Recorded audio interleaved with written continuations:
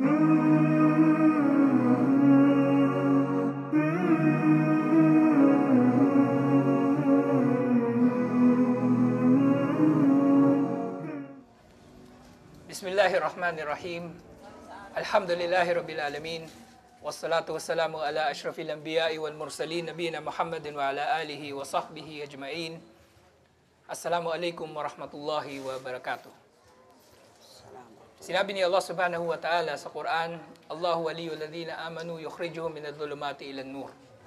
Na si Allah ang wali ng mga mananampalataya at inaalis niya ang mga mananampalataya mula sa kadiliman tungo sa liwanag. Sa pagkakataong ito ay makakapanayam natin ang isa sa mga sister na matagal na nating kasama sa da'wah. At ito ay bunsod ng isa sa mga napakalaking issue na may kinalaman sa da'wah nga, na sa isang pagtataya ay sinasabi na 80% ng mga nagmumuslim ay babae. Na nangangahulugan na karamihan daw ng mga nagmumuslim sa lahat ng lugar, sa Pilipinas, sa Middle East, sa Europe, sa Amerika, ay mga Muslim. At dahil dito ay nagiging malaki ang role ng mga nagdada'wa na kabilang sa mga sisters natin dahil sa napakalaking pangangailangan sa da'wa para nga sa mga kababaihan. At ngayon ay magkakaroon tayo ng pagkakataon na makapanayam si Ustada Mariam Molina. Assalamualaikum warahmatullahi wabarakatuh, siya sister. Waalaikumsalam warahmatullahi ta'ala wabarakatuh, ya aki. Masya Allah. So Ustad Mariam, kailan ba kayo yumakap sa pananampalatayang Islam? Bago ko simulan ng pagsagot sa iyo, ya aki Mujahid, binabati ko ang mga kapatid ko sa pananampalatayang Islam, sa lahat, sa sanlibutan, sa lahat ng mga kapatid sa buong sanlibutan. Assalamualaikum warahmatullahi ta'ala wabarakatuh. Alhamdulillah, yubakap ako sa Islam 21 years ago. That was 1989 to be exact.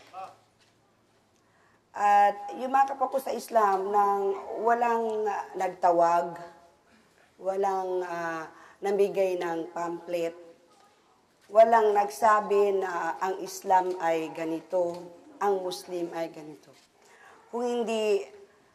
Kung babalikan ko yung mga pangyayaring yun, sa panahon na yun, nagtatrabaho ako sa tourism. So alam naman natin na sa trabahong ito, iba't ibang lahi, iba't ibang tao ang nakakasalamuha. So, isa doon sa mga nakakasalamuha namin ay yung tinatawag na, sabi nila sila'y Muslim. So, sila yung mga tao na, ang tawag daw sa kanila, Arabiano o Arabs. Okay? So, sila yung isa sa malaking porsyento ng mga kliyente nung opisina namin. At tuwing darating sila, yung tinatawag nilang buwan ng Ramadan.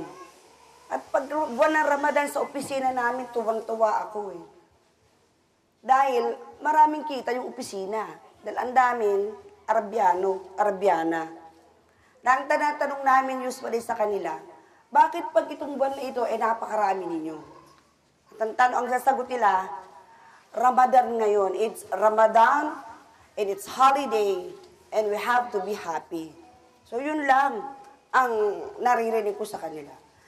Until such time na siguro after mga 2.5 years, merong isa ako naging kaibigan na nagbigay sa amin ng Quran.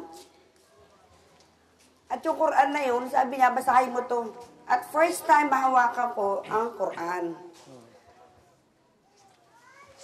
Ako, pinanganak ako isang protestante. Lumaki akong isang protestante, nag-aral ako at naging isang Bible teacher ako. So, siyempre, bilang isang Bible reader, gusto ko makabasa ng iba ding mga katuruan. So, binasa ko yung Quran. So, itong Quran na to translated? Opo, Ustad. Translated siya from English to Arabic. Hindi ko pinapansin yung Arabic kasi para siya kasing bulatin, pakulot-kulot eh. So, ang pinag-interesan ko yung English translation niya. At doon sa loob no, nabasa ko dito, yung matagal ko nang tinatanong doon sa tatay ko na pastor. Na hanggang ngayon pastor pa rin siya. Okay? So ang tinatanong ko sa kanya, ano ba yung Trinity? Lumaki ako doon sa pananampalataya yun, pero problema sa akin yung Trinity. Kaya nasagot sa akin ng tatay ko, it is a mystery. Sad to say, pinalaki yata ako makulit. Sabi ko, ayoko yatang mabuhay sa isang misteryo. Parang crime unsolved, di ba, Ustad? So, binasa ko yung Quran. At doon ko nabasa yung papano ipinanganak ang Nabi Isa alayhi salam at yung divine birth niya through his mother, Mary. So, doon ako nagsimula talaga na nag-aral ng mas malalim. Sa simula ng pag-aaral nyo na ito, nang nakuha nyo ngayong kopya ng Quran, immediately ba na-kumbinsido kayo na tama ang Islam? Hindi, Ustad Kasi bilang isang Bible reader at lumaki kami dun sa paligid na yun ng Biblia nga, mahirap kasi talagang itakwil agad-agad So nagkaroon din ako ng pagtatalo sa isip ko. Oo. So gaano katagal itong panahon na to ng pagtatalo sa isip ninyo? 4 na taon to be exact. 4 na taon? Oo, kasi 1983 nung matanggap ko yung Quran. So 4 na taon na nagkatalo-talo pa yung isip ko. And then, meron isang palabas na galing naman ito doon sa mismong kongregasyon namin. Yung doon, na yung debate ni Sheikh Ahmed Didat at saka ni Jimmy Swaggart. So si Jimmy Swaggart ka-reliyon yun nun? Oo, Ustad. So yun, pinanood ko uli yun kasi kalaban Muslim Siyempre, kampe ko kay Jimmy Swaggart. Oo. Nung mapanood ko yun, yung tanong ko, nandoon. Nandun yung tanong ko.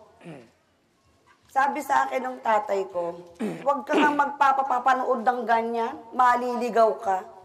Sabi niya sa akin. Kaso makulit talaga ako nanood ako talaga nun. Tinapos ko lahat yun. Hanggang doon ko pa nakita doon sa video na yun, yung nagtaya ng $100 yata si Sheikh Ahmed Didat kay J.B. Swaggart dahil parang challenge ni Swaggart si Sheikh Ahmed Didat na imbitahan siya sa Makkah. Oo. Mashallah. So itong nasabi nga ni sister, kung mapapansin ninyo nga, nung siya ay nag-Muslim yung mga panahon na wala pang da'wah.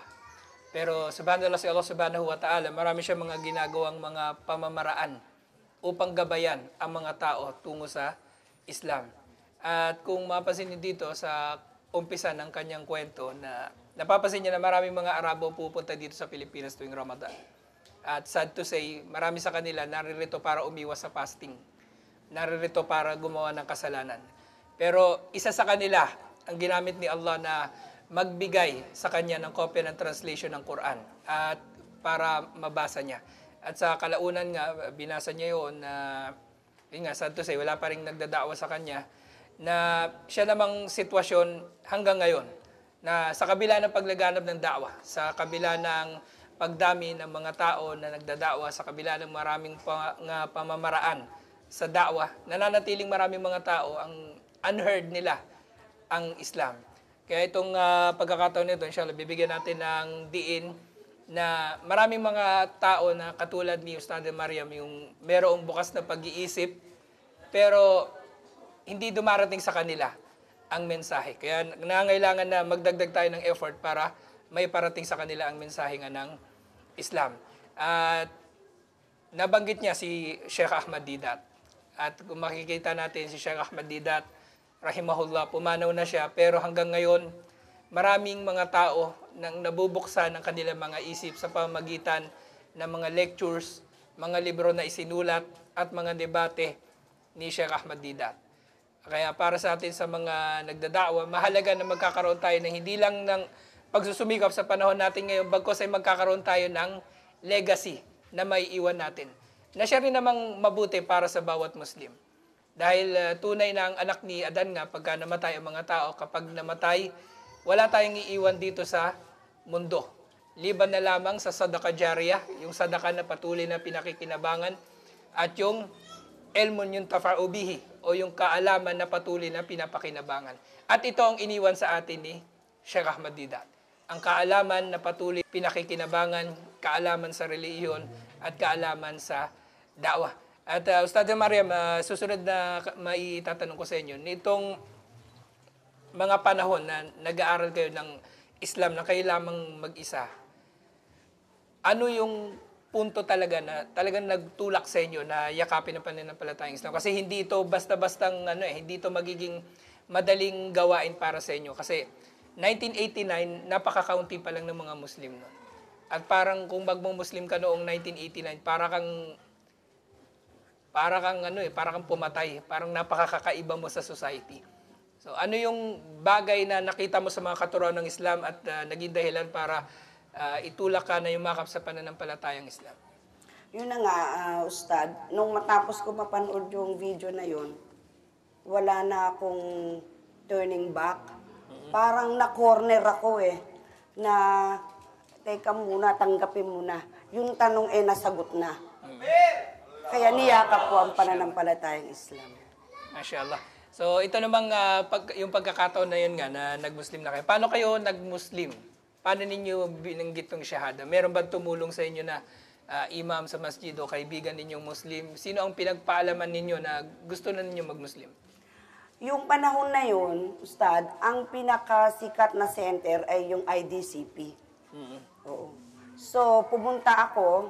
Actually, malungkot yung pangyayari yun dahil nung pumunta ako ng Quiapo, kasama ko ang tatay ko na pastor, na willing siya noon na alamin kung ano yung pananampalatayang Islam. Pero nung makarating kami ng Quiapo, ang isinalubong sa amin ng mga taong nasa Quiapo, tinanong agad kung marunong ba kaming mag-Arabic. Hindi nga namin alam yung Arabic. So sabi sa amin sa Quiapo, itago niyo yung Quran na yan, marumi kayong Christian, hindi kayo marunong mag-Arabic, hindi kayo pwede mag-Muslim. Pero may nakapagsabi sa akin na IDCP sa Escolta at doon ako nagsyahada kay Attorney Abdurrahman Linsag. Mashallah. So nakikita nyo na dumarating talaga yung pagkakataon na minsan ng Muslim sa halip na nahatak niyo yung tao palapit sa Islam, minsan naitataboy pa natin. At itong mga bagay nito nagagawa ng isang Muslim sa kabila ng pagiging obligado sa kanya ng da'wah dahil sa kanyang kamangmangan. Na meron tayong mga kapatid sa pananampalataya na nagkukulang sila sa mga kaalamang panrelihiyon, lalo na sa kaalaman sa da'wah, na agad-agad parang ang tingin nila sa mga hindi Muslim ay mga kaaway. Samantalang si Propeta Muhammad sallallahu alaihi wasallam ay pinadala sa mga tao bilang rahmatan lil alamin. Habag para sa sanlibutan. Na kung tayo man ay magdadawa, ito ay bilang pagiging habag ni Allah subhanahu wa ta'ala sa sanlibutan, sa kabuuan. Kaya niya pinadala si Propeta Muhammad sallallahu alaihi wasallam bilang sugo. At gayon din tayo, kaya tayo nagdadawa bilang habag sa sanlibutan. Subalit sa pagkakataong ito nga, nang nakita natin sa naging pagtrato sa kanila, doon nga sa Quiapo, na itinuring kagad silang kaaway. So hindi ito naging na mabuti para sa da'wah. Alhamdulillah, mayroong mga tao na nagtataguyod ng totoong da'wah at nawa ay dumami pa sila. Katulad nga nabanggit ninyo, yung Islamic Da'wah Council of the Philippines na mula nung una pang panahon, siguro marami sa inyo hindi pa pinapanganak noon, nagdada'wah na sila. At Ustad Mariam, sa pagkakataong ito nga na nag-Muslim na kayo at finally na kapag shahada na kayo, naging madali ba ang buhay ninyo mula sa pagiging protestante at knowing ang tatay ninyo, pastor? Naging maganda ba ang pagtanggap niya sa inyo bilang Muslim? At naging madali ba ang buhay ninyo bilang isang Muslima sa isang lugar na wala halos Muslim dito sa Metro Manila? Hindi, Ustad. Kasi ang una-una naging struggle ko, pagkatapos kong niyakap ang Islam, nagtatrabaho naman ako sa POEA. Pero nung yakapin kong Islam at nung matutunan kong mag-umpisang maglagay ng belo, bigla naman ako finire ng aking trabaho Doon sa tourism, sa POEA po. sa POEA. Malayo na narating ustada sa POEA niya. Pinamili na ako nung aking direktor. Sabi sa akin, promotion or remove your veil. Eh, syempre sa panahon noon, instead 3,800, napakalaking bagay. Kaya lang, hindi ko ba alam kung bakit kailangan ko yung belo ko na tetoron. No? Na naka-army pa eh. Sabi ko, mas gusto ko yung bail ko. Kaya sabi sa akin ng director ko sa POA, then get your last check from the accounting. That is the first trial that I have when I embrace Islam. Samantalang 1989, meron na tayong Bill of Rights. Opo. Meron na tayong freedom of religion. Pero yun nga, sad to say, hindi ito na ipapatupad. At sister, bilang panghuling bahagi ng interview natin na ito, at yun nga, dahil sa marami ang mga kababaihan nga na pumapasok sa pananampalatayang Islam. At marami pang mga kababaihan dyan ang tinitingnan nila ngayon ang Islam. Dahil nakikita nila na ang Islam ay kakaiba pagdating nga sa pagtrato sa mga kababaihan na sa Islam natin talaga makikita ang disente na pagtrato sa mga kababaihan sa pamamagitan ng iba't ibang pagsasabatas dito tulad ng hijab, tulad ng iba't iba pang mga batas dito. Ano pang maipapayo ninyo sa mga tagapakinig natin o mga taga-subaybay nating Muslim at hindi Muslim? Una siguro, para sa mga kababayan natin na mga hindi Muslim, ang maipapayo ko lamang sa kanila at inaanyayahan ko sila na alamin ang tunay na katuruan ng Islam, tingnan ng Islam sa kabuuan nito, huwag tingnan ng Islam sa mga taong nagsasabing sila ay mga Muslim. Buksan natin ang ating puso at ang isipan sa malalim na pag-unawa dito sa pananampalatayang ito. Sa mga kapatid naman na Muslim, higit na binibigyan ko kayo ng paanyaya at challenge para sa atin, lalo na sa mga kapatid ko sa pananampalatayang Islam na mga kababaihan, na lalong maging sumidhi ang inyong pag-aaral sa Islam sapagkat alam natin na ang bandila ng Islam ay nasa ulo ng isang babaeng Muslim. At tinutukan nyo nga dito yung hijab.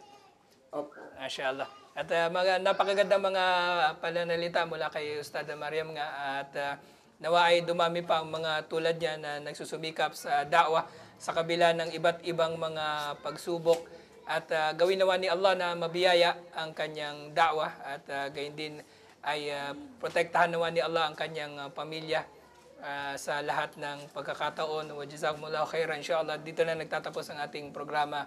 Wassalamualaikum warahmatullahi wabarakatuh. ولما خسى قلبي وضاقت مذاهبي